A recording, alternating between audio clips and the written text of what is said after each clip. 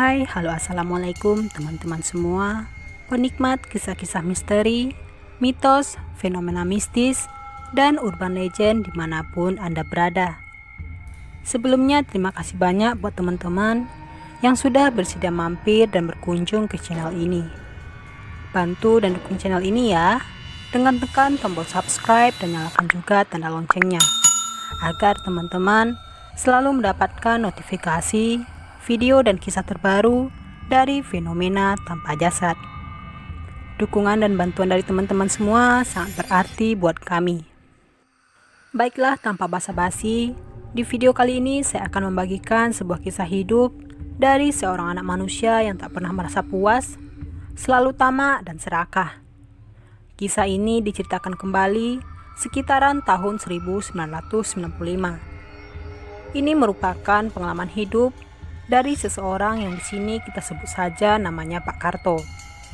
Dia tinggal di sebuah kampung di Jawa Tengah bersama dengan seorang anak perempuannya, seorang istri, dan seorang ibu, sekaligus orang tua satu-satunya yang masih hidup. Karena sudah tua, Pak Karto mengajak ibunya tinggal bersama dengan anak dan istrinya di sebuah gubuk kecil di pinggiran sawah. Dikala itu belum banyak rumah yang didirikan di kampung tersebut. Jarak antar satu rumah warga dengan warga lainnya juga cukup jauh. Sedangkan Pak Karto sendiri tidak memiliki pekerjaan tetap.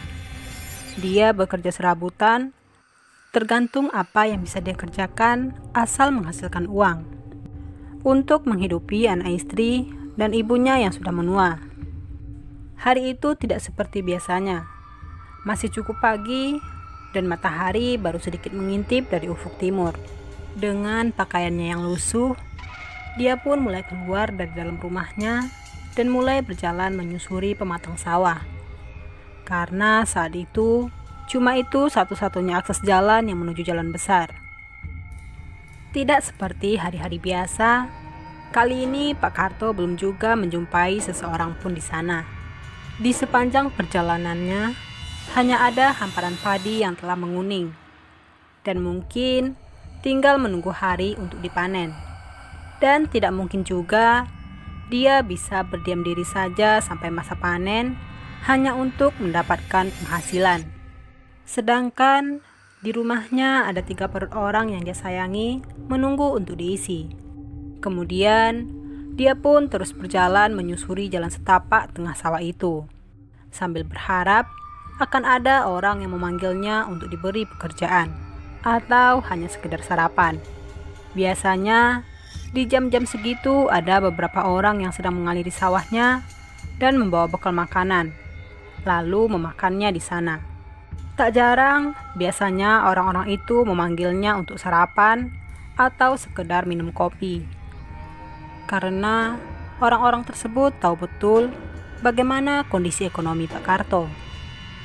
Sekaligus dia juga dikenal sebagai pribadi yang rajin dan giat bekerja. Hanya saja, mungkin nasib yang belum berpihak kepadanya. Tanpa terasa, dia telah berjalan sampai jalan besar. Namun belum juga dia temui orang yang membutuhkan tenaganya. Tanpa sadar, matahari semakin tinggi dan panas semakin terik. Kemudian dilihatnya ada sebuah pohon yang lumayan besar. Dia pun duduk dan berteduh di bawah pohon itu, sekedar melepas lelah dan berlindung dari terik matahari. Sudah sesiang ini aku belum juga mendapatkan penghasilan. Bagaimana ini? Apa yang akan aku berikan untuk mengisi perut anak istriku nanti jika aku pulang ke rumah? Gumamnya sambil mengibas-ngibaskan kaosnya untuk menghalau panas siang itu. Sepanjang pandangannya, dia hanya melihat beberapa kendaraan yang melintas. Tiba-tiba sebuah mobil bak berhenti dan membuyarkan lamunannya. Karto, sedang apa kamu di situ? Namun, Pak Karto masih terdiam, menajamkan pandangannya. Tampak seorang pria yang sebaya dengannya telah turun dari mobil dan mulai menghampirinya. Sedang menunggu siapa kamu di situ? Ternyata dia adalah Kasman, teman sebayanya waktu SD dulu dari kampung sebelah. Dahulu, Kasman juga seperti dirinya. Kerjaannya serabutan tidak menentu. Sampai akhirnya, dia pun memutuskan untuk merantau ke kota. Sebenarnya Pak Karto juga ingin mengikutinya ke kota. Tapi, anak, istri, dan ibunya yang menjadi kendala baginya. Setelah sekitar 10 tahun tidak bertemu, ada perbedaan yang jelas pada diri Kasman. Kini dia tampak lebih gemuk dan klimis. Lebih tepatnya seperti juragan. Ini Kasman kan? Bagaimana kabarmu sekarang? Dan ini mau kemana? Tanyanya sedikit heran. Iyalah, siapa lagi? Masa lupa sama teman seperjuangan? Ini aku mau mengantarkan melon-melon ini ke kota. Kamu sendiri sedang apa di sini? Dan mau kemana? Tanya Kasman sambil mengulurkan tangan. Wah, sudah jadi orang berhasil rupanya kamu sekarang. Sedangkan nasibku begini-gini saja. Dan aku sendiri tidak tahu mau kemana.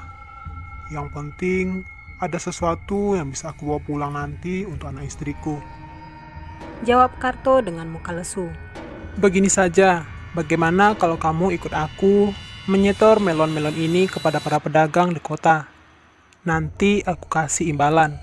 Lumayan buat uang dapur. Kata Kasman memberi tawaran. Baiklah, aku mau ikut. Hitung-hitung cari pengalaman. Siapa tahu aku bisa ketularan sukses sepertimu. Ujar Karto dengan semangat. Sepanjang perjalanan tak henti Pak Karto berdecak kagum dengan kisah kesuksesan Pak Kasman. Tak terasa mereka telah sampai di kota. Kemudian tampak Pak Kasman turun dari mobil dan menghampiri salah seorang pedagang buah di sana.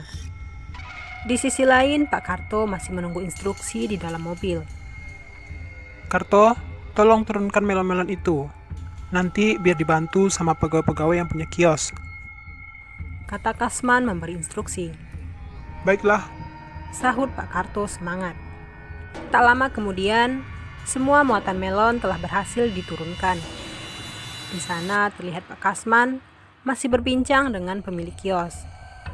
Tak lama setelah itu, terlihat beberapa gepok uang rupiah telah berpindah tangan dari pemilik kios ke tangan Pak Kasman. Seketika rasa iri hati timbul di hati Pak Karto. Teman yang dulu sama susah dengan dirinya, kini nasibnya telah berbalik. Sedangkan dirinya masih saja susah seperti dahulu. Dia merasa seakan hidup ini tidak adil padanya. Tiba-tiba Pak Kasman yang sudah selesai membuyarkan lamunannya. oke, tugas kita sudah selesai. Mari kita pulang. Oh iya, sebelum itu ayo kita cari makan dulu. Nanti biar aku yang traktir. Ajak Pak Kasman. Sedangkan Pak Karto hanya membalasnya dengan anggukan kepala dan senyum tipis. Singkat cerita, hari itu mereka lalui bersama sampai larut malam. Nah Karto, ini ada sedikit rezeki untuk keluargamu di rumah. Tolong diterima ya. Kata Pak Kasman sambil tangannya menyodorkan lembaran-lembaran uang rupiah. Loh, kok banyak sekali? Biasanya upah kerjaku harian saja cuma 35.000. Ini terlalu banyak. Ucapnya sedikit menolak. Sudah, ambil saja. Ini rezeki, jangan ditolak. Bujuk Pak Kasman sambil memasukkan uang itu ke kantong baju kaos Pak Karto. Terima kasih banyak, Kasman. Sudah lama tidak bertemu. Begitu ketemu, aku jadi merepotkanmu. Sahut Pak Karto. Sudahlah. Lain kali kalau ada pengiriman lagi ke kota, kamu akan aku ajak lagi ya. Kata Kasman. Sekali lagi terima kasih banyak ya, Man. Aku turun di sini saja. Lagian mobilmu juga tidak bisa masuk karena jalannya di sini begitu berlumpur. Ujar Pak Karto. Setelah itu perlahan mobil Pak Kasman mulai melaju. Diiringi dengan beberapa klakson dan lambaian tangan. Sedangkan Pak Karto membalasnya dengan lambaian tangan dan senyum. Kemudian Pak Karto pun mulai kembali menyusuri jalan setapak di tengah sawah itu. Sepanjang perjalanan, bukannya dia bersyukur, tetapi kebencian semakin tumbuh subur kepada Kasman. Malam semakin larut. Di tengah lamunannya, tiba-tiba, Tolong, tolong, lepaskan aku. terdengar seperti suara seorang wanita yang sedang dalam kesulitan dan meminta pertolongan. "Tolong! Tolong!" Suara itu terdengar berulang semakin keras. Kemudian Pak Karto berkali-kali mencari asal sumber suara itu, tapi sama sekali tidak didapatinya seorang pun di sana. Dan kemudian Pak Karto pun semakin mempercepat langkah kakinya. Sesampainya di sebuah aliran sungai kecil di tepi sawah itu, dia berhenti untuk membasuh kakinya yang tebal karena lumpur sawah. Tiba-tiba air sungai itu riuh bergejolak.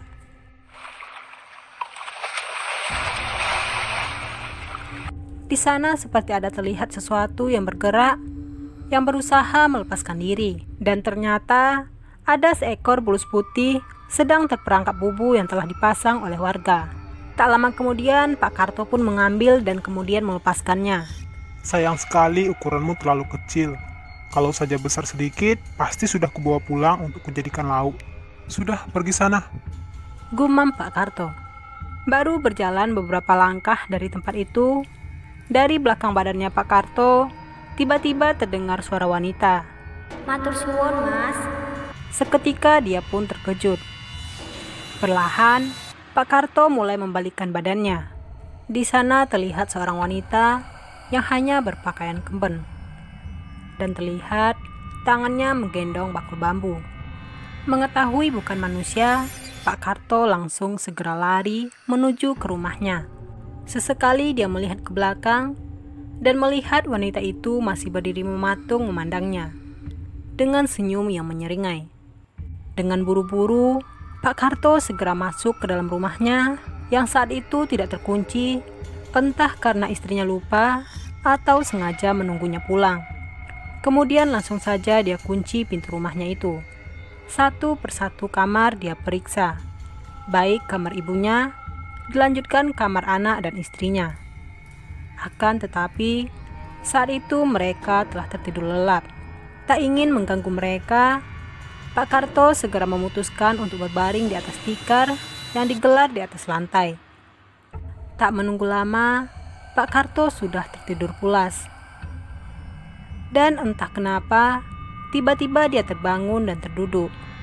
Namun, betapa terkejutnya Pak Karto sedang melihat tubuhnya sendiri masih tergeletak di atas lantai. Dan di sampingnya telah duduk seorang wanita yang sempat dijumpainya di sungai tadi. Dan masih menjinjing bakul bambunya. "Jangan takut, aku tidak akan menyakitimu. Aku adalah jelmaan bulus putih itu. Terima kasih kamu sudah menolongku." Dengan lemah lembut wanita itu berkata, Apa yang terjadi? Apakah aku telah mati? Dan kamu siapa? tanya Pak Karto sambil ketakutan. "Kamu akan baik-baik saja. Anggap saja hari ini hari keberuntunganmu. Sekarang kesenangan apa yang kamu inginkan?" Tanya kembali wanita tersebut. Aku hanya ingin kembali ke badanku. Dan satu lagi, aku ingin kaya raya melebihi orang pada umumnya. Aku sudah lelah hidup miskin seperti ini. Kata Pak Karto sambil gemetaran. Sedangkan wanita itu hanya mengangguk sambil tersenyum. "Ambillah 7 keping sisir emas ini. Kemudian kamu gunakan untuk usaha. Kamu tidak akan pernah merugi. Dan jika 7 keping ini telah habis, maka sebutlah namaku 3 kali dan datanglah padaku. Dengan senang hati, aku akan berikan semua yang kamu inginkan." Tiba-tiba saja Pak Karto terbangun dari tidurnya. Seketika itu juga wanita itu telah lenyap. Tapi sungguh aneh. Ternyata tangannya Pak Karto telah menggenggam 7 keping emas. Kemudian dengan senang hati, Pak Karto pun segera menyimpan kepingan-kepingan itu tanpa sepengetahuan istri dan ibunya. Keesokan paginya, dengan terburu-buru, Pak Karto segera menukar 1 keping emas dengan rupiah. Kemudian uangnya itu dia gunakan untuk modal usaha.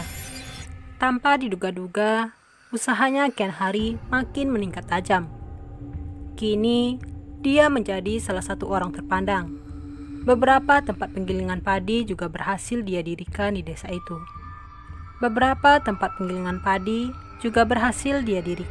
itu. Keserakahan makin tumbuh subur di dalam hatinya. Keping demi keping harta gaib yang didapatnya, dia gunakan untuk memperluas bidang usahanya. Setelah kepingan emas terakhir dia gunakan, tanpa disangka, usahanya perlahan mulai mengalami kemerosotan. Dan ternyata usaha-usaha serupa juga bermunculan di desa itu. Lama-kelamaan, usaha Pak Karto mengalami kebangkrutan. Entah bagaimana caranya, tanpa berpikir panjang, akhirnya Pak Karto kembali meminta bantuan kepada wanita misterius itu. Hari yang sama, seperti hari pertama, dia bertemu dengan sosok perempuan tersebut. Waktu malam hari, Pak Karto mendatangi sungai di mana dia bertemu dengan sosok tersebut. Di saat yang sama, tepat tengah malam, sambil memejamkan mata dan menyebut dalam hatinya, Bulus cimbung, aku tulungono. tiba-tiba air bergejolak dan perlahan membentuk sosok wanita yang menggendong bakul bambu.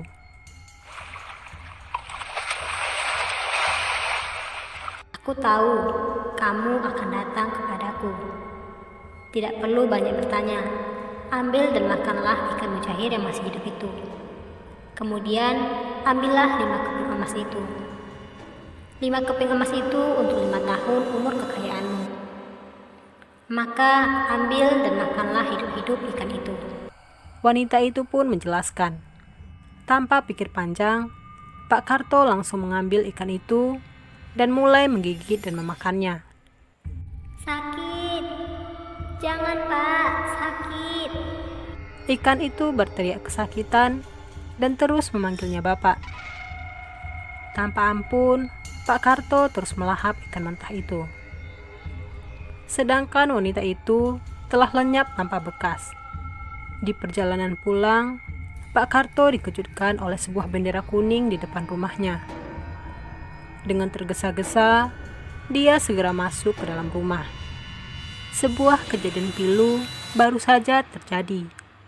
Anak perempuannya yang bernama Nilam, yang berusia 5 tahun, telah meninggal semalam, dengan keadaan tubuhnya yang lebam-lebam hitam seperti gigitan. Setelah peristiwa pilu itu, perekonomian Pak Karto sedikit demi sedikit kembali naik dan membaik. Namun di tubuh Pak Karto, perlahan mulai tumbuh totol-totol putih pada kulitnya yang semakin meluas mirip seperti kulit bule. Dan tidak terasa, 5 tahun telah dia lewati semenjak perjanjian itu. Perlahan usahanya kembali mengalami penurunan dan nyaris mengalami kebangkrutan. Dan tanpa dia sadari, totol bule di kulitnya pun semakin meluas, memenuhi hampir separuh dari badannya. Pak Karto yang mengalami tekanan mulai frustasi dengan hutang-hutang yang menjeratnya. Sesekali terlintas di benaknya untuk kembali meminta tolong ke makhluk itu. Namun, dia tahu akibat apa yang akan diterimanya. Semakin hari hutangnya semakin banyak dan menemui jalan buntu. Mau tidak mau dia harus meminta tolong kembali ke makhluk itu. Kali ini untuk terakhir kalinya, ucap Pak Karto dalam hati. Kemudian kembali dia datangi aliran sungai itu dan dengan fasih mulutnya memanggil, Bulus cimbung, aku njaluk tulung. dan tiba-tiba makhluk itu pun kembali menampakkan wujudnya sebagai wanita yang menggendong bakul bambu. Cukup. Aku tahu apa yang kamu inginkan. Sekarang ambillah 2 keping emas ini dan sebilah pisau itu. Lalu kamu lihat di sana ada pohon pisang di tepi sungai itu. Tusuk dan tebanglah pohon pisang itu berkali-kali hingga pohon itu tumbang dan mati. Setelah itu, kamu boleh pergi dari tempat ini, ucap wanita itu datar. Tanpa pikir panjang, Pak Karto membawa pisau itu dan kemudian berkali-kali menghujamkan pisau dari tangannya. Sebelum pohon pisang itu tumbang, tiba-tiba terdengar suara wanita. Kenapa kamu tega menumbangkan ibumu, nak? Sontak saja Pak Karto tersadar dan ia ingin membatalkan permintaannya itu. Sebelum sempat berbicara, wanita itu memotong dengan perkataannya. Semua perjanjian yang telah disepakati tidak bisa diubah atau dibatalkan. Itu sudah menjadi keinginanmu sendiri. Kekayaanmu hanya akan bertahan selama 2 tahun, sebelum kamu benar-benar berpulang kepadaku. Setiap total di badanmu akan bertambah setiap harinya, sekaligus pertanda waktumu semakin habis. Di tengah perjalanan pulang, Pak Karto dikejutkan kembali oleh sebuah bendera kuning di rumahnya. Dengan cepat, dia segera berlari dan ingin melihat siapa yang diambil oleh iblis itu. Alangkah hancur hatinya ketika melihat ibunya telah terbujur kaku, berselimut kain jari sebagai buah keserakahannya. Setelah peristiwa itu, bukannya makin membaik, justru perekonomian Pak Karto malah semakin hancur. Dan kini hanya tersisa sepetak tanah tempat berdiri sebuah rumah yang dari awal telah dia miliki. Sedangkan hasil perjanjiannya dengan iblis telah lenyap tanpa sisa. Setiap malam arwah anak dan ibunya selalu mendatanginya. Bapak, aku pulang. Kapan Bapak ikut bersama kami?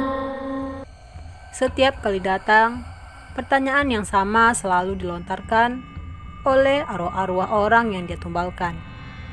Dan begitu fajar tiba, arwah-arwah itu kembali ke tumpukannya bersama tumbal lain yang digunakan oleh iblis itu sebagai pagar istananya. Hari demi hari kejadian itu terus berulang. Entah apa yang terjadi, total bule pada tubuh Pak Karto tumbuh dengan cepat dan semakin memenuhi sekujur tubuhnya. Dan itu pertanda, mau tidak mau, Pak Karto harus jadi wadal terakhir dari perjanjian terkutuk itu. Rupanya iblis itu telah ingkar janji. Dalam waktu kurang dari setahun setelah ibunya meninggal, Pak Karto telah ditemukan tewas di aliran sungai itu. Warna kulitnya menjadi bule seperti bekas luka.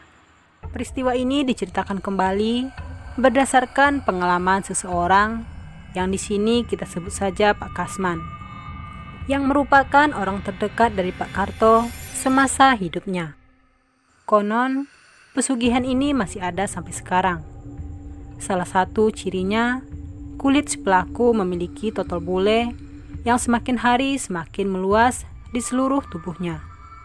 Perjanjian itu dikenal oleh masyarakat sebagai pesugihan bulus jimbung. Oke teman-teman semua, sekian dulu kisah urban legend dan kejadian mistis kali ini dari fenomena tanpa jasad. Semoga teman-teman bisa mengambil hikmah dan nilai positif yang terkandung dalam kisah tersebut. Untuk kisah-kisah misteri lainnya, silahkan pantengin terus channel ini ya. Dan jangan lupa untuk tekan tombol subscribe dan nyalakan juga tanda loncengnya sebagai bentuk dukungannya. Dan juga tolong berikan like-nya jika teman-teman suka dengan kisah yang kami bawakan ini. Berikan komen jika ada masukan dan sarannya. Jika sedang mendengarkan kisah ini, pastikan lampu dalam keadaan menyala dan tidak dalam keadaan sendiri. Karena bisa jadi Anda tidak sendiri. Terima kasih, salam keramat, satu nyali tanpa jasad. Wassalamualaikum warahmatullahi wabarakatuh.